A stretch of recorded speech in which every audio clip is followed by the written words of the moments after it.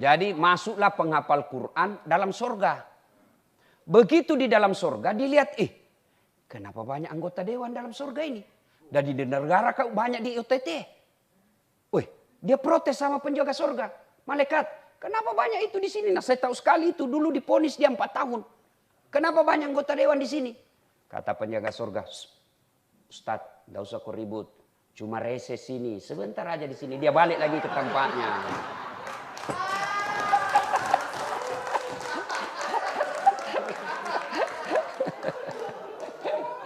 Dan saya seumur-umur Pak, alhamdulillah, baru hari ini saya menginjakkan kaki di gedung Dewan Perwakilan Rakyat.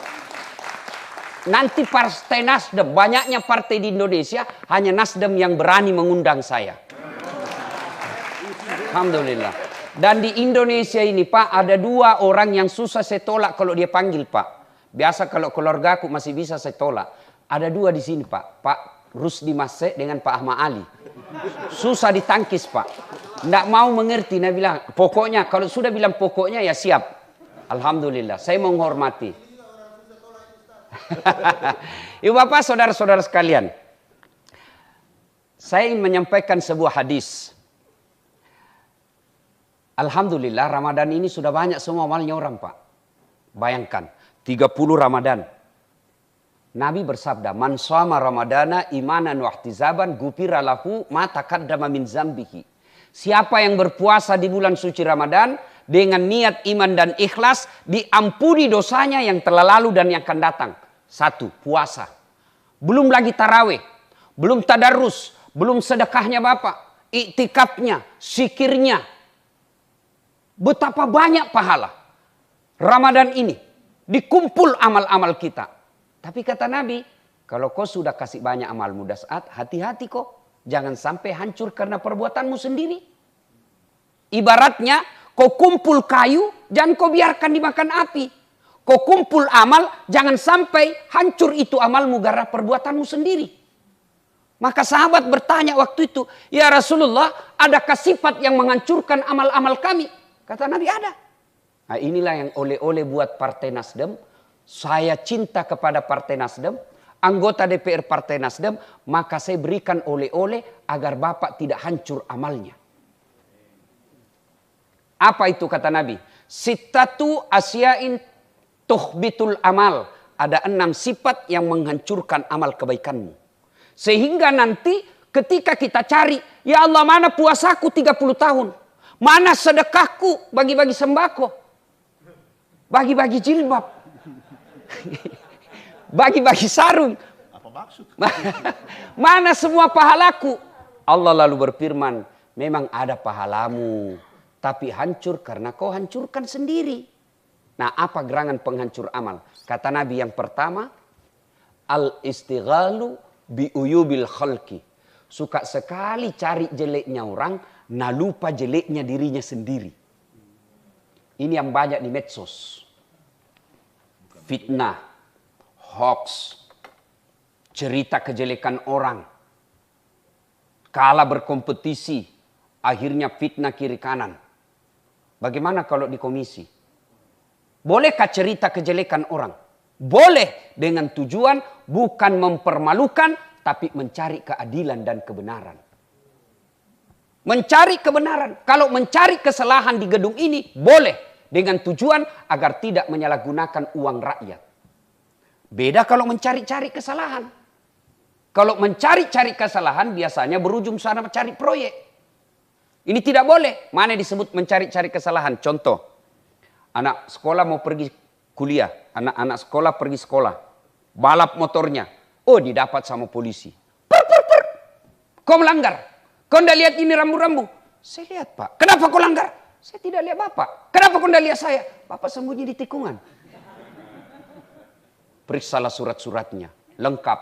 Periksa pentil motornya. Lengkap. Saya tilang kamu. Kenapa Bapak tilang saya? Semua sudah lengkap. Kau pembohong. Kenapa Bapak bilang pembohong? Itu motormu Honda, jaketmu Yamaha. Dia bukalah jaketnya. Saya masih tilang kamu. Kenapa Bapak masih tilang saya? Saya sudah buka jaket. Saya tidak suka lihat mukamu. Melawan petugas. Ini yang disebut mencari-cari kesalahan. Kalau mencari kesalahan orang, apalagi memang tugasnya seperti polisi, jaksa, KPK, hakim, tujuannya bukan mempermalukan orang, tapi mencegah keburukan yang sama agar tidak terulang. Nah, penyakitnya kita biasa bukan mencari-cari kebenaran, tapi mempermalukan orang. Ini penyakitnya biasa kaum Hawa. Gosip. Biasa kalau kita di gedung-gedung begini kan, orang boleh masuk, dilihat itu. Dilihatin. Mulai ujung rambut sampai ujung kepala dilihat. Mulai kita lihat dengan sinis. Duduk. Begitu duduk, orang Bugis bilang si Kobi nih. Apa? Dia tidak cerita Pak, tapi matanya. Apa? Itu gosip.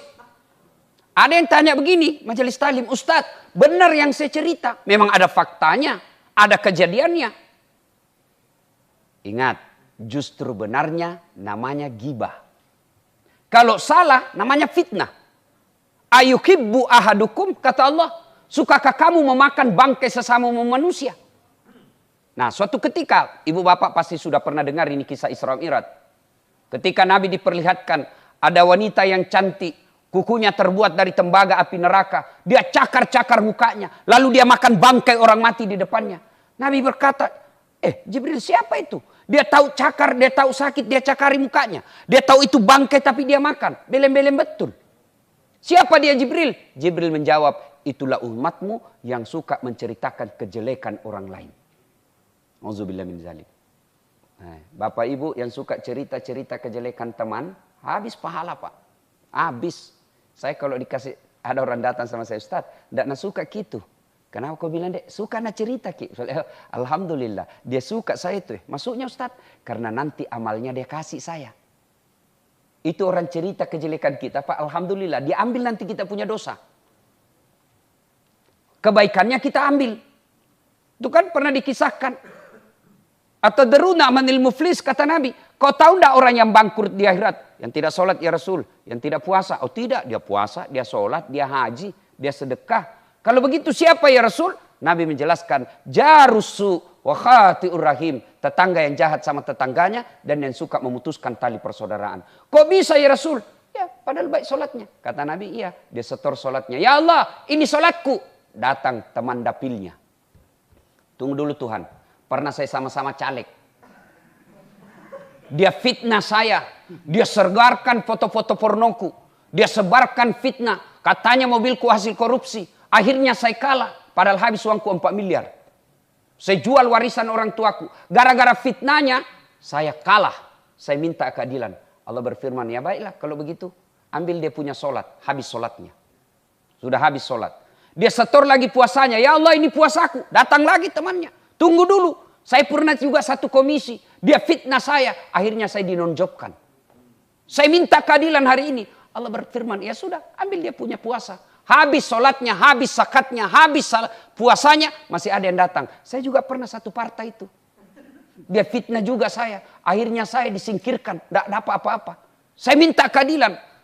Dia bilang lah yang tadi banyak amalnya. Bagaimana lagi caranya Tuhan? Habis amalku ini. Allah berfirman tidak ada kebatilan yang tidak ada balasannya. Jadi bagaimana? Ambil dosa-dosanya orang yang pernah ku cerita kejelekannya. Na'udzubillah min zalik. Jadi ibu-ibu kalau ada yang cerita kita tidak usah balas. Kecuali sudah menyangkut harkat dan martabat kita esensi. Sudah kita klarifikasi. Tapi kalau cerita-cerita biasa. Biasa saja. Baru kita bilang dalam hati. Baiklah ku ambil nanti sholatmu. Nah, jangan cerita kejelekan orang. Satu-satunya kejelekan yang boleh Pak Ahmad Ali. Kalau bapak ditanya, tahu dasat latif? Tahu yang mana itu? Yang pendek-pendek? Boleh kalau begitu. Boleh. Bukan menghina, tapi menegaskan identitasnya, ciri-cirinya. Tahu Pak Rusmas? Tahu ada yang agak ceper-ceper sedikit itu? Boleh, tapi bukan menghina namanya, tapi menegaskan. Nah ibu bapak, saudara-saudara sekalian, ini yang pertama. Tapi penyakit ini ada kurang di anggota DPR. Ini yang kedua yang saya mulai ragu.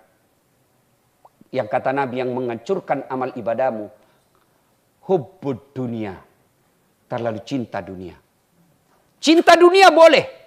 Allah tidak melarang kita dunia. Sehingga begitu pentingnya dunia. dalam doa sapu jagat disebutkan dulu fid dunya. Fid dunya hasanah wa fil akhirati hasanah. Dunia dulu, perbaiki duniamu. Tidak mungkin kau bisa dapat kesejahteraan akhirat kalau kau tidak melalui dunia. Maka dunia tidak boleh ditinggalkan. Allah tidak melarang kita cinta dunia. Yang Allah larang hubbud dunia. Ada kata terlalu cinta dunia. Mana karakternya terlalu cinta dunia? Satu, nganggap enteng ibadah. Hayya 'alas shalah. Izin ketua. Ini sudah hampir maghrib kita belum sholat asar. Boleh diskorsing? Itu sebentar. Ini urusan akhirat, ini urusan ini penting juga ini. Itu ciri-ciri terlalu cinta dunia. Nganggap enteng ibadah. Yang kedua, ciri-ciri dunia, terlalu cinta dunia. Takut dibilang tua. Begitu mulai putih rambutnya, stres. Cabut cepat, cabut cepat. Itu ciri-ciri cinta dunia itu, Pak. Kenapa kalau putih rambut? Itu sunnatullah. Bayangkan kalau bapak usianya 55 tahun, mukanya kayak TK. Itu kan tidak normal. Itu sudah sunnatullah. Dan enaknya yang kalau mulai putih rambut, itu nasihat, surat dari malaikat pencabut nyawa. Hati-hati, kau sudah tua. Karena kalau tidak pernah ada hitam, putih, biasa kita lupa bahwa kita sudah tua. Itu surat dari Allah. Terlalu cinta kepada dunia, takut dibilang tua. Yang ketiga, kata Nabi, ciri-ciri orang terlalu cinta ke dunia, menghalalkan segala cara untuk dunia. Mana disebut menghalalkan segala cara? Bapak sudah sering ceramah saya ini. Proyek. Saya dengar tadi dari Pak Ahmad Ali, ini yang mengurusi Komisi 5 Ustadz, di sini banyak proyek. Itu wakilnya tuh. Hati-hati, Pak. Hati-hati. Bapak-bapak kan semua sudah pernah dengar ceritanya itu kontraktor di akhirat. Kita ulang lagi. Sebagai pengikat. SMS lah penghuni sorga sama penghuni neraka. Dia bilang penghuni sorga, bagaimana kabarmu di situ Mas Bro? Dia bilang, tidak ada enaknya di sini. Di blender terus orang. Tidak ada jam istirahat. Dia bilang, kau ya bagaimana kabarmu di sorga? Masya Allah, enak betul di sini. Baru dibayangkan sudah ada di depan kita. 1 laki-laki, 7 bidadari men. 7. Dan hebatnya perawan terus. Itu bidadari Pak, tidak pernah tidak perawan. Perawan terus itu bidadari. Dan usianya 22-23 tahun. Bayangkan, jadi Pak Ahmad Ali tenang saja Pak. Allah sudah sediakan 7 bidadari. Yang penting Bapak masuk surga. Itu syaratnya dulu. Nah, kata penghuni surga neraka, bolehkah kami jalan-jalan ke situ? Boleh aja. Bagaimana caranya? Ya gampang. Kami dari neraka bikin jembatan, kamu juga bikin jembatan dari surga. Setuju? Setuju. Lelang proyek. Keluar pemenang tender. Waktu pekerjaan 3 hari. Hari pertama, jembatan dari neraka sudah selesai 50%. Hari kedua, tuntas 70%. Hari ketiga, selesai efektif dan tepat guna. Masya Allah. Hebat. Intip-intip jembatan dari surga, belum goyang-goyang. Kenapa jembatan dari surga belum dimulai? Teriaklah ini dari neraka. Woi Mas Bro, kenapa proyekmu belum kau mulai? Dia bilang, bagaimana mau dimulai? Kontraktor, pengawas, pemborong, panitia, ada semua di situ. Di sini hanya penghafal Quran, tidak tahu dia selalu salah komputernya. Ini cerita sederhana tapi maknanya sangat dalam. Itu kontraktor. Tapi pernah Bapak juga dengar anggota DPR di akhirat? Pernah dengar Pak? Jadi saya kan sudah dikasih tadi izin gaspol. Jadi masuklah penghafal Quran dalam surga. Begitu di dalam surga dilihat, kenapa banyak anggota dewan dalam surga ini? Dan di negara kau banyak di OTT. Dia protes sama penjaga surga. Malaikat, kenapa banyak itu di sini? Nah saya tahu sekali itu dulu diponis dia 4 tahun. Kenapa banyak anggota dewan di sini? Kata penjaga surga, Ustadz, tidak usah kau ribut. Cuma reses sini, sebentar aja di sini. Dia balik lagi ke tempatnya.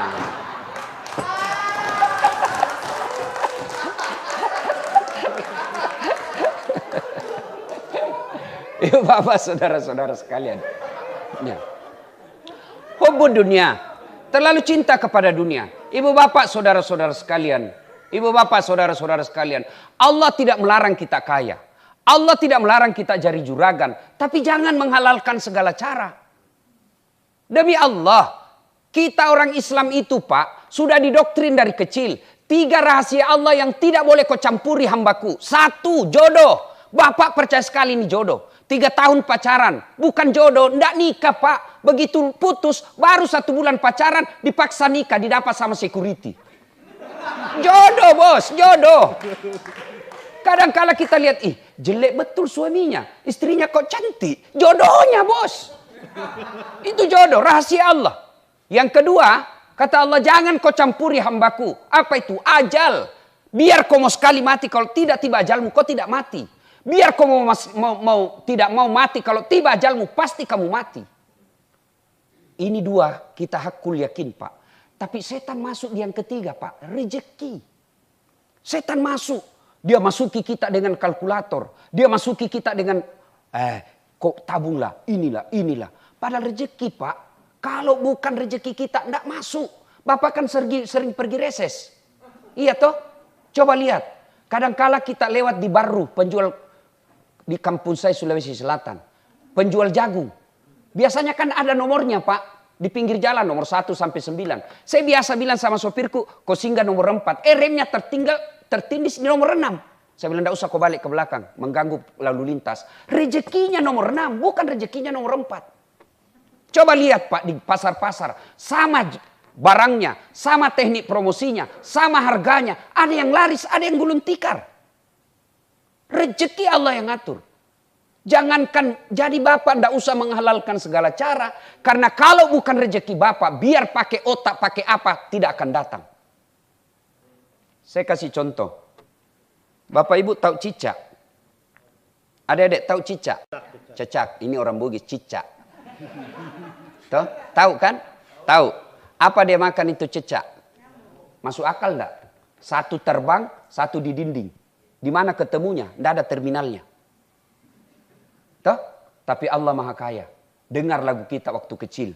Cicak-cicak di dinding, diam-diam merayap. Diam-diam aja merayap.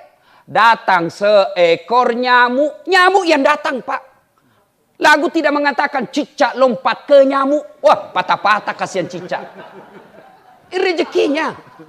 Sudahlah. Kalau rezeki kita, Allah pasti kasih. Itu lagu kita waktu kecil Pak. Bagus lagu-lagunya Pak. Ya kan? Nah, kalau kita naik remaja sedikit, kita lagu-lagu cinta. Lagu-lagu cintanya lagu-lagu dangdut tapi bagus. Remaja kita lagu-lagu dangdut. Begadang jangan begadang kalau tiada artinya. Itu dulu waktu kita. Mengapa minuman itu haram? Karena merusak kepikiran. Mengapa berzina juga haram? Karena itu cara binatang. Itu lagu-lagu kita waktu kecil. Katakan Tuhan itu satu. Itu lagu-lagu kecil Pak. Kalau sekarang lagu-lagunya anak-anak apa? Pulang-pulangku berbadan 2. Hamil dia pulang Pak. Ya kan? Nah, ibu bapak saudara-saudara sekalian, kembali tadi. Kita kalau terlalu cinta kepada dunia, menghalalkan segala cara, dan terlalu sering banyak kita lihat, gara-gara terlalu cinta kepada dunia, berujung pada dipermalukan. Bukan cuma dirinya dipermalukan, malu satu kampung, malu satu keluarga, dan beberapa generasi. Na'udzubillah min zalik. Nah, cinta dunia boleh, tapi yang Allah larang terlalu cinta kepada dunia. Yang ketiga, yang menghancurkan amal kebaikan kita. Qillatul haya, kata Nabi. Apa itu? Kurang rasa malu. Wih, anggota DPR kalau tidak ada rasa malunya Pak, parah. Bener Pak. Kalau sudah digaji, kadang-kala saya kasihan juga lihat Pak. Rapat. Mungkin Bapak lelah, capek, rutinitas setiap hari. Lalu dilihatlah kamera kasihan begini. Waduh, bukan cuma Bapak Ibu yang malu. Tapi malu kami satu kampung. Jawab. Ayo. Orang kurang rasa malu, Pak.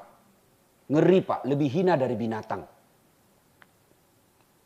Coba yang namanya kurang rasa malu. Yang operasional, yang praktek. Kalau orang kurang rasa malu. Perempuan misalnya. Mohon maaf. Kenapa Allah katakan dalam Al-Quran, manusia kalau tidak punya rasa malu, lebih hina dari binatang. Coba lihat. Ayam. Ayam kampung, Pak. Apa gampang dilihat pahanya itu ayam kampung? Oh, repot, Pak.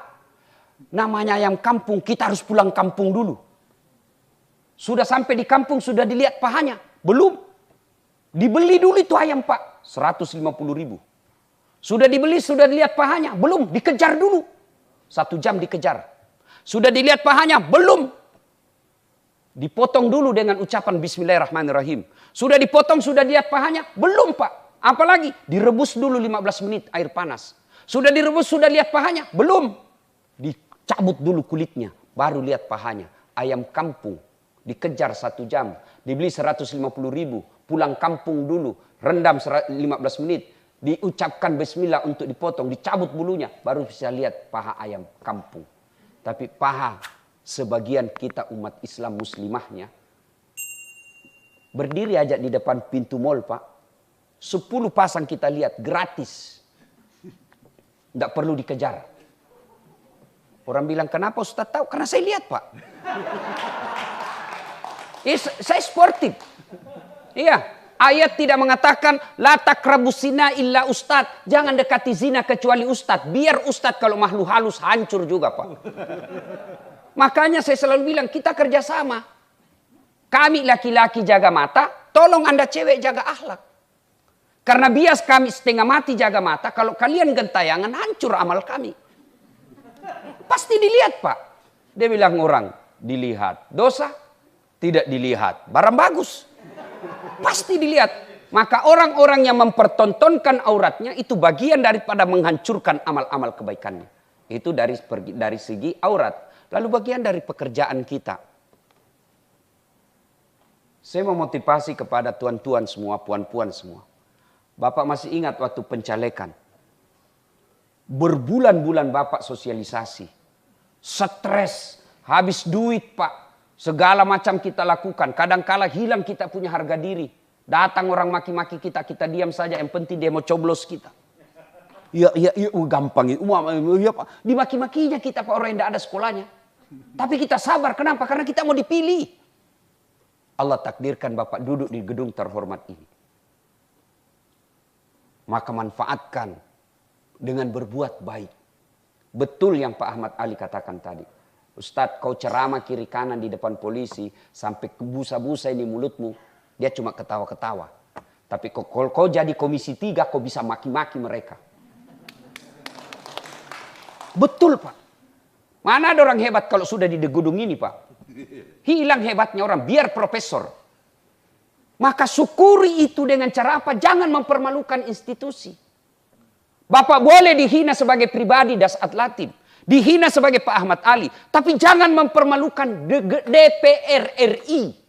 Dewan Perwakilan Rakyat. Bapak boleh sampaikan, kau boleh hina pribadiku. Tapi jangan kau hina institusiku.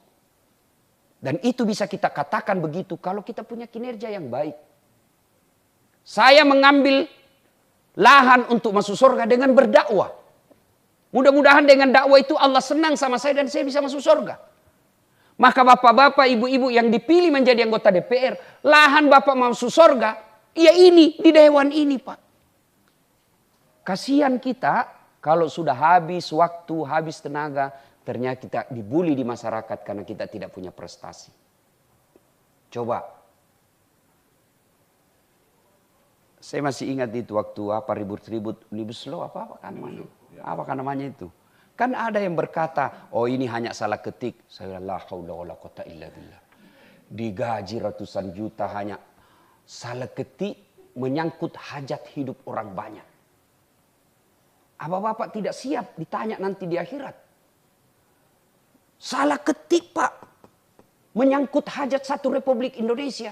Itu pasti ada tanggung jawabnya nanti di akhirat. Kenapa bisa terjadi seperti ini? Karena kita tidak malu. Saya aja masuk mengajar, gelar saya S3. Kalau saya ada salah ketik, Didapat sama siswa saya malu Pak. Mahasiswa saya bilang, S3 baru dongo. S3 baru beleng-beleng. Kan malu kita Pak. Kita selalu disebut dewan yang terhormat. Tapi kita tidak bekerja dengan terhormat. Ini orang kalau tidak punya rasa malu, itu yang begitu dianggap biasa. Maka kata Nabi, kurangnya rasa malumu itulah yang akan menghancurkan amal-amalmu. Yang keempat, yang akan menghancurkan amal kebaikan kita. Yang keempat, kata Nabi,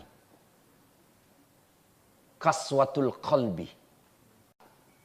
Oh ini, susah Pak. Ini, mohon maaf. Saya sudah izin tadi. Ya. Pak Ahmad Ali sudah bilang, ya. Pak Sahroni saya sudah izin tadi sama Pak Ahmad Ali, silakan gaspol. Maka ini yang paling susah Pak. Dan bisa potensial kita punya penyakit. Kaswatul qalbi, susah dinasehati. Kenapa? Bapak anggota DPR, punya kuasa. Maka untuk dinasehati, sulit. Itulah penyakit kaswatul qalbi. Nah, ciri-cirinya selesai dengar ceramah seperti ini. Bapak panggil Pak Ahmad Ali. Bapak panggil tadi itu? Iya Pak. Lain kali jangan dipanggil lagi tuh. Kenapa? Nggak enak ceramahnya. Masa 6 dia bahas kita terus dia kena. Panas kita punya telinga dengar. Itu ciri-ciri kaswatul qalbi itu Pak. Tapi kalau Bapak selesai dengar ceramah. Benar kata itu Ustaz. Memang dia kecil tapi ya benar yang dia bilang itu. Memang saya yang dikena itu semua. 6 dia bahas, 4 mengenai diri saya. Tapi Allah tidak akan menutup pintu tobat. Mulai hari ini saya memperbaiki diri. Itu bagus. Orang yang kaswatul qalbi, keras hati, disindir dalam Allah. Wa thawa'un alaihim a'anzartahum am lam tunzirhum la yu'minun. Orang yang telah kami kunci mati hatinya, kau sampaikan ayat Allah atau tidak, sama saja. Mereka tidak akan beriman. Na'udzubillah min zalik. Sementara orang yang baik hatinya, kata Allah dalam Al-Quran, Bismillahirrahmanirrahim, Innamal mu'minuna alladzina iza sukirallah wajilat qulubuhum wa iza tuliyat alaihim ayatuhum sadathum imanan wa ala rabbihim yatawakkalun. Tanda orang beriman yang bagus hatinya itu, kata Allah, apabila dia dengar nama Allah, bergetar hatinya. Itu satu. Mana contoh? Saya kalau ada perempuan saya suka, jangankan saya lihat mukanya, saya dengar saja namanya, dia bilang orang di kampungku, dum-dum gled. Apa itu? Dumba-dumba gleter. Tuh. Coba kan? Kalau ada orang kita senang, jangankan dilihat mukanya, dengar saja namanya, sudah gemetar hati kita. Itu kalau namanya Allah kita dengar lalu mampu menggetarkan hati kita, insya Allah itu termasuk orang yang baik imannya. Tapi pertanyaannya bagaimana nama Allah mau menggetarkan hati kita kalau namanya Allah kita permainkan? Datangnya rapat nanti besok pukul 10.30. Rapat pembukaan. Insya Allah. Insya Allahnya kayak 17 tahun di Mesir Pak. Begitu besok ketemu di WhatsApp. Kenapa kau tidak datang Mas Kakak? Mas Bro. Saya kan bilang kemarin insya Allah. Ini menjadikan Allah sebagai kambing hitam. Tidak boleh. Jangan mengucapkan insya Allah kalau tidak mau. Selama Bapak mempermainkan kata-kata Allah, maka sulit Allah akan menggetarkan hati kita. Nah ibu bapak saudara-saudara sekalian. Dan yang kelima, yang akan menghancurkan amal ibadah kita. Hubbi aklil haram. Suka memakan makanan haram. Saya yakin bapak ibu tidak akan makan narkoba. Saya yakin tidak akan konsumsi makanan-makanan haram. Tapi yang bisa kita makan itu dari makanan-makanan haram, dari cara kerja kita yang menghalalkan segala cara. Setiap saya ceramah, pasti ada ayat itu saya sampaikan Pak. Setiap saya ceramah. Ya ayyuhalladzina amanu taqullaha haqqa tuqatih wa la tamutunna illa wa antum muslimun. Jangan kau mati kecuali dalam keadaan beragama Islam. Ayat ini Jumat-Jumat dibacakan khatib. Kalau di kantor ini, di komisi ini, ada selalu pengumuman yang harus diulang-ulang tiap pekan, pasti pengumuman itu penting. Ayat ini Jumat-Jumat diulang, berarti ayat ini penting. Dan rasa-rasanya tidak masuk akal. Jangan kamu mati, berarti mati kau yang ngatur. Jangan kau mati ya, berarti mati mau-maumu. Ini Allah ingin sampaikan edasat. Hati-hati kamu, ngaku kau Islam, tapi belum tentu kau mati dalam keadaan Islam. Insya Allah kita tidak akan mati dalam keadaan berjudi. yang bisa membuat kita mati dalam keadaan kekafiran, baru saja kita makan uang haram. Na'udzubillah min dzalik. Makanya itu Allah ingatkan terus tiap Jumat. Dan yang keenam, yang akan menghancurkan amal kebaikan kita, kata Nabi, dzalika bima adzaun. Keperbuatan zalim yang tidak bisa dihentikan. Allah tidaklah mencela ketika kita berdosa. Tapi Allah mencela kita ketika kita membuat diri kita larut dalam dosa dan maksiat. Dosa tempatnya manusia. Kalau begitu, siapa orang baik, Ustadz? Orang tidak punya dosa. Kalau orang baik tidak punya dosa, maka tidak ada isinya orang baik di dunia ini. Mana ada orang tidak punya dosa? Jangankan Bapak Ibu sebagai anggota DPR. Jangankan Dasat Latif, kita di hidup zaman sekarang ini. Para nabi punya dosa, Pak. Nabi Adam, dosa, makan buah khuldi. Nabi Nuh, dosa, gagal mendidik anak dan istrinya. Nabi Yunus pernah sangka buruk kepada Allah dalam dakwah. Itu Nabi. Apalagi kita. Berarti yang baik bukan orang tidak punya dosa. Orang baik, kata Imam Al-Ghazali, adalah orang yang dia berdosa, lalu dia sadar dengan dosanya, dan dia tidak mengulangnya. Saya banyak dosa, Ustaz. Datang anak muda kepada Nabi. Ya Rasulullah, saya pendosa. Kata Nabi, tobat kau. Tapi keulangnya lagi ya Rasul. Kata Nabi, tobat kau lagi. Keulang lagi ya Rasul. Tobat kau lagi. Ya Rasulullah, kalau begitu dosaku banyak. Nabi tersenyum dan bersabda, dosamu banyak, ampunan Allah jauh lebih banyak. Bahkan dalam hadits qudsi Allah jelaskan, andai saja hambaku datang membawa dosa dan penuh langit dan penuh bumi, wala tai'asu min rauhillah, jangan kau putus asa karena ampunanku jauh lebih besar daripada dosamu. Subhanallah. Berarti yang jadi masalah bukan dosa. Yang jadi masalah, mau tidak kita bertobat atas dosa yang kita lakukan. Itu saja. Dan hebatnya Allah, Pak, beda manusia. Beda manusia, Pak. Bapak datang minta maaf. Dasat, maafkan saya. Kenapa? Dulu kau suruh saya bikin baleho 10. 2 aja saya bikin. 8 mana? Masuk kantong. Pantas saya kalah. Ternyata kau salah gunakan balehoku. Itu apalagi datang minta maaf. Biasa di televisi saya lihat, ya saya maafkan dia, tapi proses hukum tetap berlanjut. Bukan maaf namanya itu. Ayo, itu sering kita dengar. Beda Allah, Pak. Kalau kita, oke, saya maafkan kau, tapi jangan kau lagi lewat depan rumahku. Oke, saya maafkan kau, tapi saya tidak mau lihat lagi mukamu. Tapi Allah, datang kita bawa dosa penuh langit dan bumi. Allah apa? Jelaskan dalam Al-Quran. Innallaha yuhibbut tawabina. Saya cinta kau hambaku yang bertobat. Yang penting jangan tobat ibu hamil. Coba ibu hamil kalau tobat. Teriak-teriak itu kalau melahirkan. Tobat saya Pak terakhir ini. Tidak mau lagi saya terakhir kau siksa saya. 5 bulan kemudian hamil lagi. Ustadz, bagaimana supaya kita tidak mengulangnya? Manusiawi Pak. Tobat hari ini ulang lagi. Ustadz, bagaimana caranya? Allah kasih sebuah doa. Dalam akhir Al-Baqarah. Rabbana la tusik qulubana ba'da is hadaitana wa hab lana min ladunka rahmah. Ya Allah, jangan kau palingkan hati hamba setelah engkau berikan hidayah dalam diri hamba. Jangan kau sesatkan hati hamba setelah engkau berikan hidayah dalam diri hamba. Karena tanpa pertolongan dan bantuan Allah, maka pasti kita tersesat. Inilah gunanya Ramadan. Mari kita manfaatkan 10 malam terakhir. Seperti yang Pak Ahmad Ali katakan. Ramadan ini bulan penuh ampunan. Maka celaka orang yang mendapati Ramadan. Keluar Ramadan. Dia tidak mendapat ampunan dari Allah subhanahu wa ta'ala.